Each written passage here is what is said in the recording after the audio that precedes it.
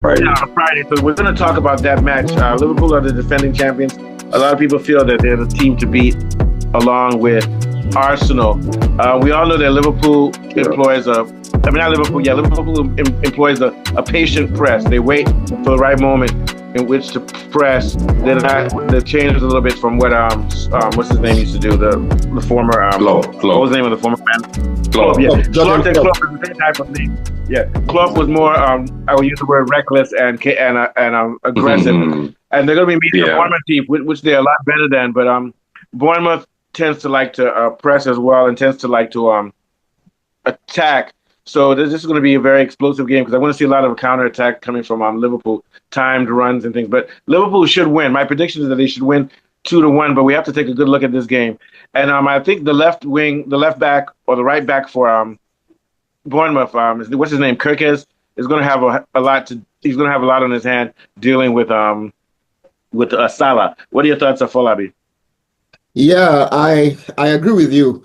But because of the new guys that came in, Liverpool is trying to find the right mix. They haven't found it yet because Florian Wirtz likes to play through the middle, and they have Salah on the right. That is nailed.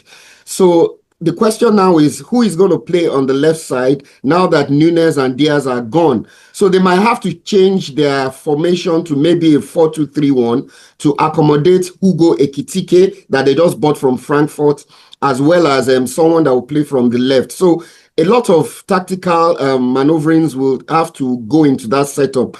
Quite different from last time because there are a lot of new players in the forward line that need to adjust. The only position that is nailed is Salah, who plays predominantly on the right, and Florian Wirtz also likes to play through the middle. He prefers to play in the number 10 role. So I think it's still going to be a bedding-in process. And you write off Bournemouth at your peril. They're a very energetic, high-pressing, tenacious team.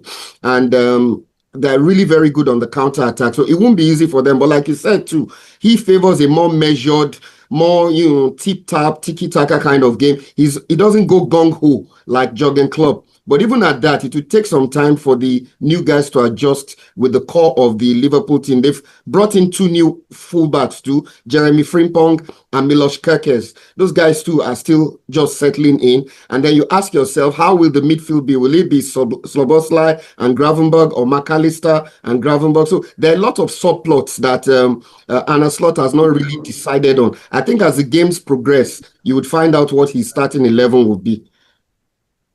Yes.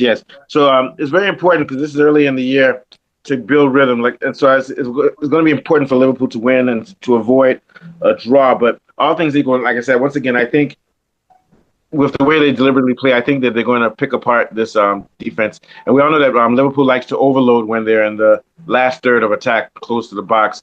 And then the combination with their front three is going to be so devastating. Then having guys come from the back in midfield or the fullbacks. So I see them, like I said, see them winning 2-0, maybe 3-1. What would be your prediction for this game, Afolabi? Against Bournemouth, I think they'll win 2-0.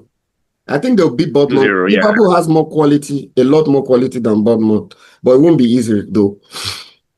And what Slot does also is that he will change the formations. It's usually 4-3, 4-3-3, but sometimes he'll do a 4-2-3-1.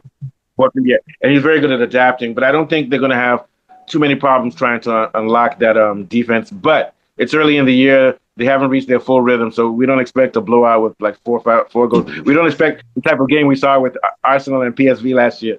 What was it, 7? What are your thoughts about Liverpool, Mr. Johnny, the match, Liverpool-Bournemouth? Yeah, I think Liverpool won't have much problems. They'll just use Bournemouth as the 3 points. Welcome back pass. Yes. Just come and back, just to put their points in because I think Bournemouth have been, they've been buffeted by some top teams. I think they've lost some key players, some good players. They've have been sold off, so they won't be as goalkeeper, their defender, one other player again. Well, they got replacements though. They got some replacements at goalkeeper. What is it? Kule sounds hungover. Are you hungover? But still, I think I need to drink more to make it better. Yes, So- yeah. Mhm. the old. Yeah. What are your thoughts about the matchup between Yeah, Liverpool? so it's going to be straightforward 3 points for Liverpool. I How think many they're going to get off a good start against Bournemouth. Bournemouth didn't really strengthen. And they've replaced their fullbacks. They've got Kerkez and Frimpong left and right. They've got in two different keepers, one from the Greek league, one Pesci chap, and another from Preston. And they've got Wirtz, probably the best player, arguably, in his position, and Hugo Ekitike. And they're looking to replace Isaac. I mean, okay, yes, they're talking about the Diego Jota. Not as sad as it was that Diego Jota died and had to be replaced. We have to remember that Jota wasn't there for most of the season. He was carrying an injury for a large part of the season that Liverpool went on to win. And they're already replacing him anyway. They've done very well in the transfer market. Games in August are a bit weird, though. You can see upsets, but I don't see Liverpool getting an upset so early against a team that I don't really think are destined to do well. I know the Cherries of Bournemouth did well last season and the season before, but I don't think they're going to be able to take down Liverpool FC. Yeah, this is week one of the league, and there's only one big match that everybody's going to think about. But we'll talk about that. Never know. Yeah. Yeah. Football can be. Oh, go ahead. Football is not mathematics. Yeah. And they've sold two of their best players, Kerkez and. You have to remember this match is in Anfield, though. That's what everybody thought. Everybody thought Chelsea was going to lose against PSG, and then all of a sudden, Yeah. Last year, Liverpool lost in Anfield to some small team. I remember that too. Yeah, I forgot who it was again. We'll see how it goes. It was Nottingham. Nottingham, yeah. What? Nottingham Forest. Yeah, Nottingham. It's not Nottingham. It's Nottingham Forest. It's not lifted. It's lifted. Yellow tea label lover. All right. What is Mr. Warif on the match between Liverpool and Bournemouth? Bournemouth. Well, it's going to be an interesting game because Bournemouth, from last season, even though they lost and they sold some of their players, but Bournemouth, they are physical, they are fast, they play pressing football.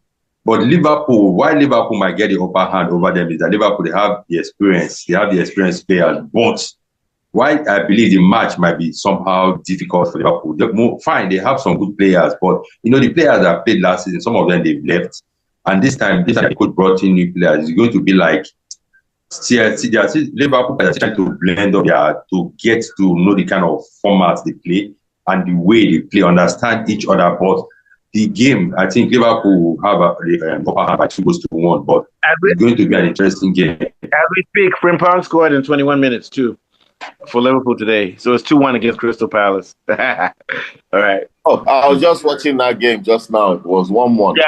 All right. So let's move on to the next game.